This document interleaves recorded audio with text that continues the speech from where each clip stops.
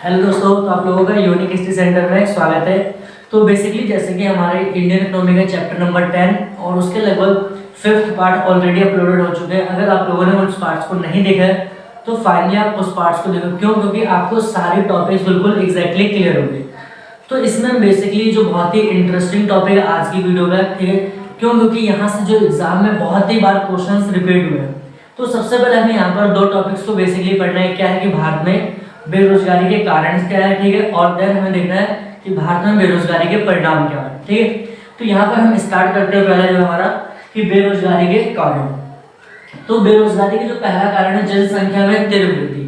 जैसे कि हमें पता है, ठीक, आप लोगों को पता है कि भारत में जिस हिसाब से जनसंख्या बढ़ रही है, ठीक है, उस हिसाब से क्या होता है कि हमारे यहाँ पर रोजगार के अवसरों का सृजन नहीं होता है। अर्थात मतलब अगर हम इससे कहें समझे, ठीक है, क्योंकि ऐसा देखा है कि जैसे कि अगर हम बात करें, ठीक है, कि जिस हिसाब से लगातार जनसंख्या बढ़ती है, ठीक है, तो ये कहने की जो जनसंख्या निरंतर बढ़ रही है, इसकी कंपैरिजन में क्या होता है कि मतलब रोजगार के अवसरों का सृजन नहीं हो पा रहा है, ठीक है।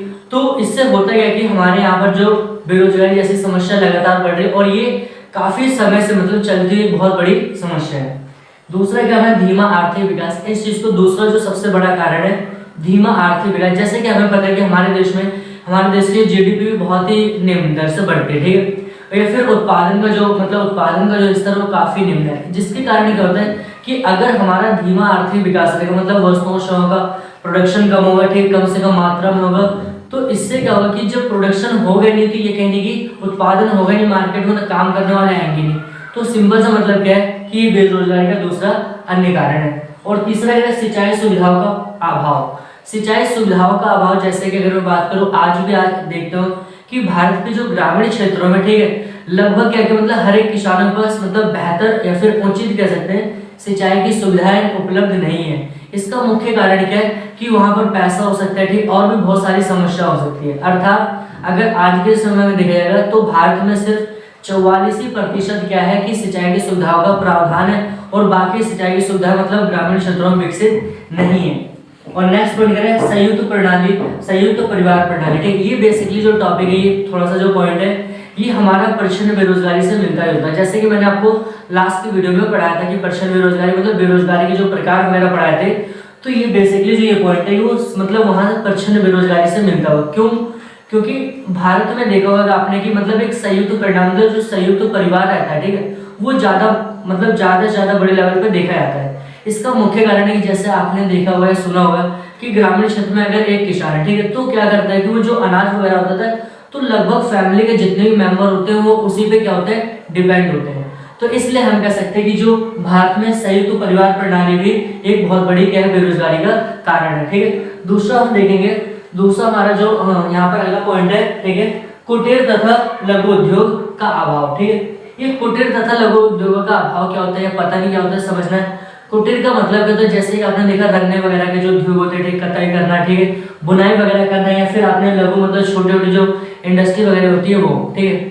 अगर हम देखा जाए जैसे कि जब ब्रिटिश सरकार भारत में आना शुरू हुई थी तो उसी के दौरान क्या हुआ था कि हमारे यहाँ पर जो छोटे मोटे जो उद्योग थे वो पूरी तरह से क्या समाप्त हो गए थे। क्यों?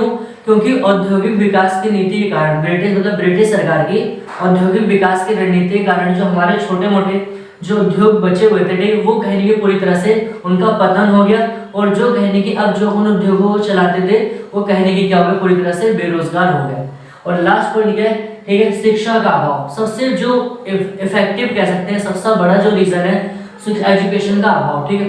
क्यों? क्योंकि जैसे कि आपने देखा होगा भारत में, ठीक, आज के समय में क्या कि शिक्षा का बहुत ही अच्छा मतलब स्तर नहीं है, ठीक है। जिस तरह लोग क्या होते हैं मतलब चीजों को सुधार करने में फिर शिक्षा लेने में भी बहुत सारी कठिनाइयों का सामना करना पड़ता है और फाइनली क्या होता है कि वो अपनी स्थिति को इस तरह से मेंटेन करते हैं कि उनका काम चल जाए, ठीक है। तो कहने को क्या बेरोजगारी की स्थिति में आ जाते हैं। तो ये हमारे बेसिकली जो कारण थे। अब हमारा जो नेक्स्ट टॉपिक देखेंगे वो बेरोजगारी के परिणाम, मतलब कि भारत में जो बेरोजगारी है उसका परिणाम क्या हुआ, मतलब परिणाम क्या क्या देखने को मिलते हैं। तो आपको मैं क्लियरली कर दूं यहाँ पर परिणाम बेसिकली हम दो प्रकार के देखेंगे। एक होगा सामाजिक परिणाम, दूसरा क्या हमारा आर्थिक परिणाम, ठीक है। तो ये चीजें हमें समझना है, ठीक है। तो अगर हम सामाजिक परिणाम थोड़ा सा मिस्टेक हुई, आप इस चीज को थोड़ा सा सुधार लेना। क्यों? क्योंकि जो पॉइंट है ये हमारे, ठीक है, ये बेसिकली आर्थिक परिणाम के हैं, इस चीज को आप थोड़ा सही कर लेना।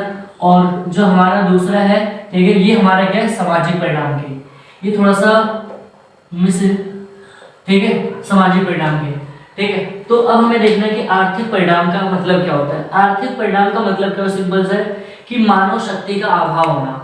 मानव शक्ति का मतलब मानव शक्ति का प्रयोग होना। आज के समय हम देखें भारत के अंदर क्या कि मतलब मानव शक्ति बहुत है, मतलब काम करने के लिए बहुत लोग रेडी, लेकिन उनका अगर एक एक्चुअल रूप में देखा जाएगा उनका सही से इस्तेमाल नहीं हो रहा है।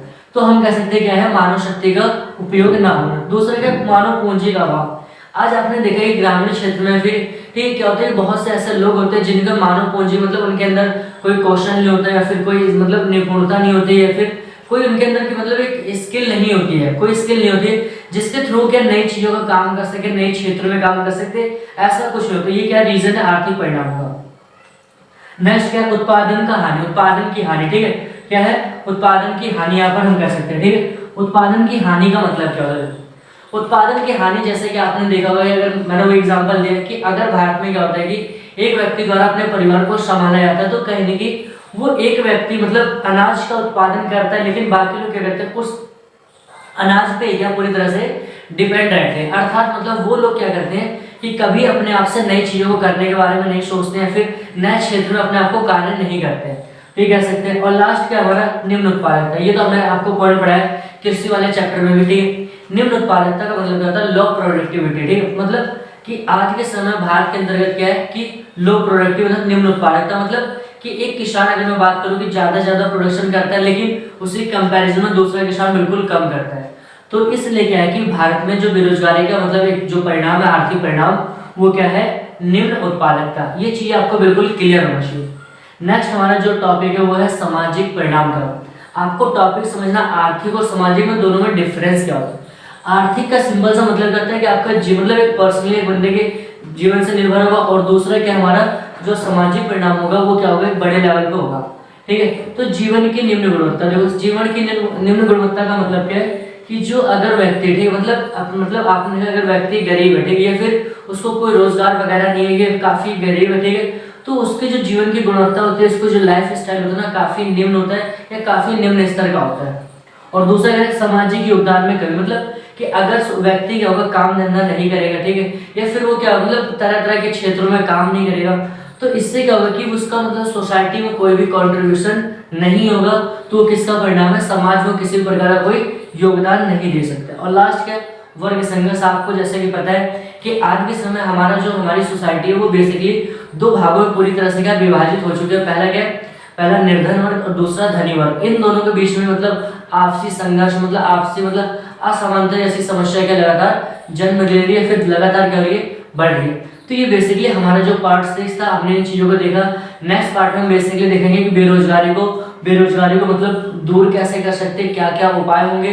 तो आई होप कि आपको वीडियो पसंद आ रही होगी। वीडियो को लाइक करिए, ठीक है, शेयर करिए, और चैनल को ज्यादा से ज्यादा क्या करिए, अपने दोस्तों के बीच में सब्सक्राइब करवाएं, ठीक है। क्यों, क्योंकि इससे होगा क्या कि उन्हें नई नोटिफिकेशंस मिलेगी, प्लस में क्या होगा कि उनको हर एक डिटेल्स होगी यहाँ से मिलेगी। तो thanks for watching this video.